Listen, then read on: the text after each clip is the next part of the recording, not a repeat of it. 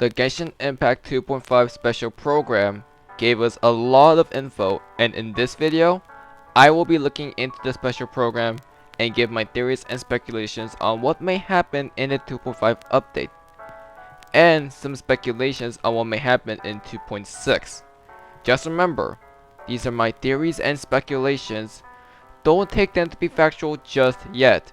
If you enjoyed this video, leave a like and subscribe to see more Genshin content. We are shown the 2 new character story quests and the boss fight that will be available alongside one of them. This boss name is left ambiguous to let the traveler figure out who exactly we are fighting. My guess, and in my opinion the obvious guess, is the Raiden Shogun puppet. In the trailer, we are shown the Raiden Shogun stating, "It looks like she will no longer allow me to do with this body as I please." Paimon follows it up by saying, "Something seems wrong with A." That is a very ambiguous line, since it's possible that A or the Raiden Shogun puppet could be saying it. The reason for the Raiden Shogun saying that could be because A is likely shutting her down, causing the puppet to grow more rebellious. This can be backed up by A stating, "During my absence, I place everything in Miko's hands." So it's possible that the puppet's growing more rebellious and is rather afraid of being shut down. On the other hand, A saying that line could mean that the puppet is slowly regaining control of the body, which is why Paimon states that something is wrong with A, rather than something is wrong with the Shogun. Granted, this could just be Paimon being dumb and not realizing it's the puppet talking, but this is something that should not be ignored. We are also shown an empty Tenshukaku and an empty plain of Enkanomiya. Tenshukaku makes sense since we just saw the Raiden Shogun outside thinking, but an empty plain of Enkanomiya is something to point out. We know that A's consciousness is in the plain of Enkanomiya most of the time, so seeing it empty can lead into a few speculations. We would assume that A's consciousness is somewhere else, but there is something that is concerning. Yamiko states, "I'm placing my god in your capable hands, and please bring her back." This would mean that A didn't leave the plane of Enkanomiya on her own, meaning that she could have somehow been imprisoned somewhere else. This is likely thanks to the fact that the puppet is somehow regaining control of the body and control over A as well. Therefore, Yai asks us to bring her back, and that will lead into the boss fight against the Raiden Shogun puppet. We were also shown the arena where we're going to fight her, and it doesn't look like the play of Enkanomiya. We will be going back to this later, but we need to know who is responsible for the puppet to act this way. Scaramouche. We know, thanks to the Archon quest Omnipresent Over Mortals, Scaramouche has the Electronosis, and according to Child during the Labyrinth Warriors event, he has gone rogue and hasn't returned the Gnosis to the Tsaritsa. It's very likely that Scaramouche was able to manipulate the Raiden Shogun puppet and give the Gnosis to her. This would allow her to have more power over A and possibly imprison her. The reason why I say imprison is because of the existence of that new arena. Right before we were shown that, we see a portal as Yamiko asks us to bring her back, meaning that the portal could be the entrance to the new weekly boss and to an extent the entrance to the arena. A's existence in that new arena is also proven since we see a standoff between A with her Naginata and the Raiden Shogun with her katana. As for Scaramouche's motive, it's possibly revenge since A chose to discard them. The Tsaritsa's goal is to take the Gnosis of the 6 other Archons, not to kill them, and Scaramouche would have the intention to kill A. The culmination of Act 2 of A's story quest could be that the Raiden Shogun puppet is destroyed, and A chooses to stay in prison there with the Gnosis she takes from the puppet as a means of protection. It wouldn't mean her death per se, but a way for the writers to kill off her character until they choose to bring her back in some way. It will be an example of self-sacrifice for the greater good. In her place, Yae Miko would rule Inazuma, and this could lead into her character story quest. My reason for predicting that this would happen is because of how the Archon quest ends. Usually at the end of an Archon quest, you would ask the Archon of the nation some questions about where to go next. In the case of the prologue, you would ask Venti, and for chapter 1, you would ask Zhongli, the animal and geo Archons. However, in chapter 2, Yamiko was the one to give you information on where to go next rather than A. Another possibility is that the Raiden Shogun puppet is destroyed and A comes in full force to rule Inazuma alongside Yae, which could still somewhat lead into Yamiko's story quest. As for Scaramouche, I'm still not sure if we might see him in the character story quest at all. He could just be inferred to, or mentioned as the possible one responsible for all this. I do have a small speculation that if he does make an appearance, we could discover a different Harbinger that we haven't seen yet, but only heard of once. During the 2.4 in the Hidden World questline, the very special Fortune Slip, we were told of the name Arlecchino, and he is known to be one of the 11 Fatui Harbingers. The name Arlecchino is also known to be in the Commedia dell'arte, and is also known as the Harlequin. It just so happens that in that show, Scaramouche was often beaten by Harlequin. Could it be that Arlecchino is Scaramouche's superior harbinger? This is a speculation though. These are my theories and speculations about the A weekly boss fight. Next, I will be looking into more of Enkanomiya and the new event and explain what could be going on in there. This update has new events, the main one being the 3 Realms Gateway offering. The focus behind this event seems to be exploration, and the story behind this event is lighting up a darkened Enkanomiya. Right off the bat, it appears as if there's a new branch of Enkanomiya that is explorable, but temporary for this event only, similar to the Golden Apple Archipelago.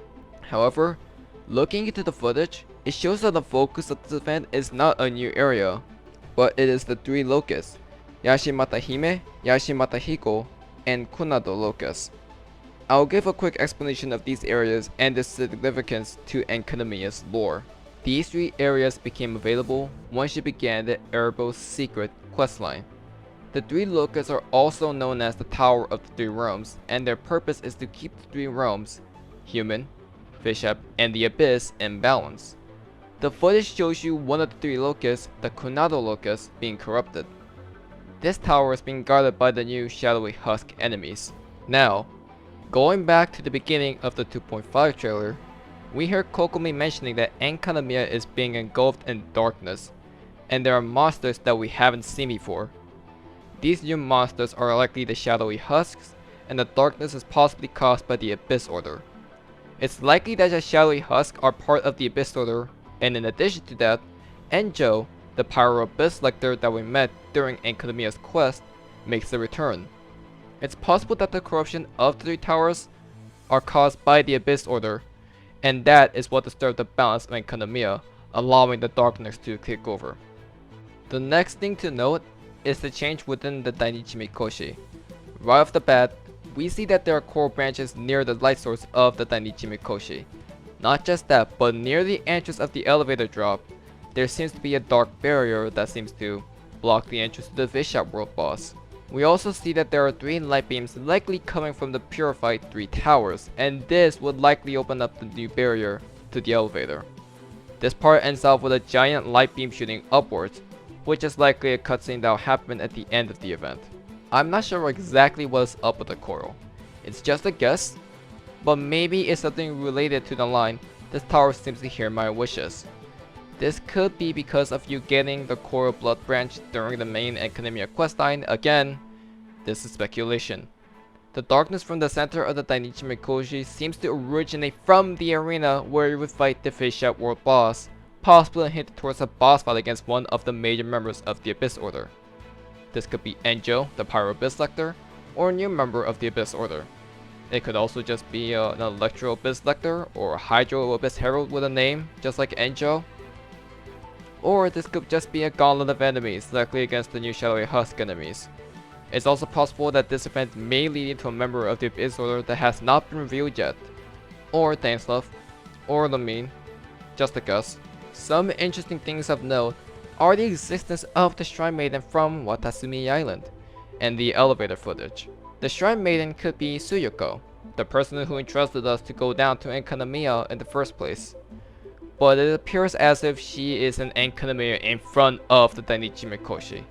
Not just that, but it could be her that said this tower seems to hear my wishes, which could mean that Tsuyuko may have more significance in Enkanomiya's lore. The elevator scene is actually an inconsistency, since by the end of the Enkanomiya main quest, the elevator is gone, and it's just a drop to the Vishat world boss. Again, this could mean that we could have some sort of boss encounter down there, although I am not sure. Whoever it is, they are likely responsible for the Abyss corruption in Enkanomiya. With that, these are the two main things I have looked into for 2.5. Yes, there are other things to note, but I chose to focus mostly on the two. Lastly, I want to look more into the early art of The Chasm, which is stated to release in 2.6, and what this could mean for future updates. Before I start talking about The Chasm and its possibilities, I hope you understand that this is pretty speculatory. Most of the things I will say are guesses and speculations I came up with just by seeing the 3 images of the chasm and its descriptions. First off, I want to look into a new material that is stated in the first image. Glazed sand crystal. It is stated that this material is often used in making Liyue's porcelain. This could be a new material similar to the ores, in which they can be used for making new furnishings. This could mean that we might get new furnishings alongside the chasm, and we might have to find remarkable chests to unlock them, similar to Surumi Island. Something else I think that this material could be used for later is a new character coming out alongside Ayato in 2.6. I will get into this later on. The next thing to note is the new Ruined Serpent enemy. My guess is that this could be another creation in Enkanomiya, similar to the Ruin Guards. It's possible that this Ruined Serpent was already alluded to, since Moose Hen mentioned during the Thunder Swordsman event that the Ruin monsters that they were investigating, Ruin Sentinels, were similar to what miners dig up at the chasm. He also mentioned that they were related to an event that took place 500 years ago, the Cataclysm, which is why I would assume that these machines are from Enkanomiya. Now, I'm going to go back to the topic of a possible new character coming out in 2.6 alongside Ayato, or at least a new character that will come out before Sumeru in the 3.0 update, which is still very soon. Now, the reason why I would assume it is a new character and not Ayato who will use this material is because where the chasm is located. The chasm is a Liyue area that also neighbors Sumeru. Ayato is an Inazuma character, so he would not use an ascension material from Liyue. As such, I would assume that a new Liyue character will come out as well. The question is, which character would come out? My first guess is Yelan, and all I know about her is that she is a Bell character. I'm not planning to go into too much leaks, so this is all I can say about her. My second guess is that a 2.6 will be the release of Dendro characters, possibly Baiju or Yao Yao.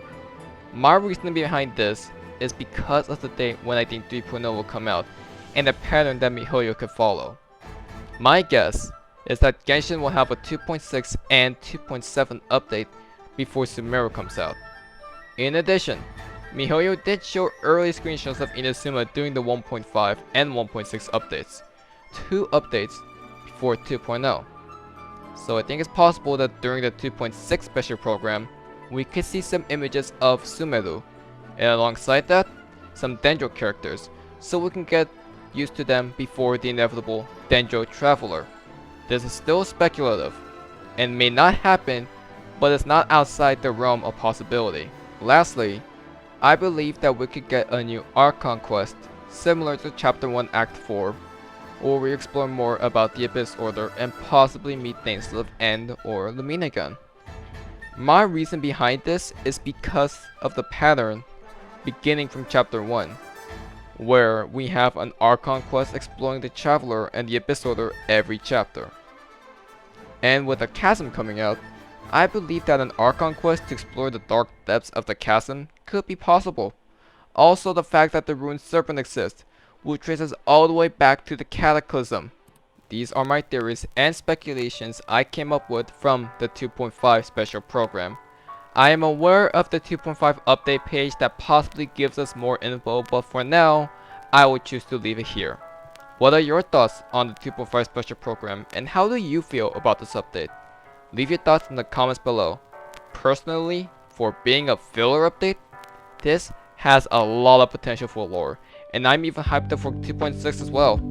If you enjoyed it, leave a like, subscribe to see more Genshin content since I will be covering 2.5 on this channel. A Secret Conditioner signing out. Have a good one, guys. I'll see you in 2.5. Possibly.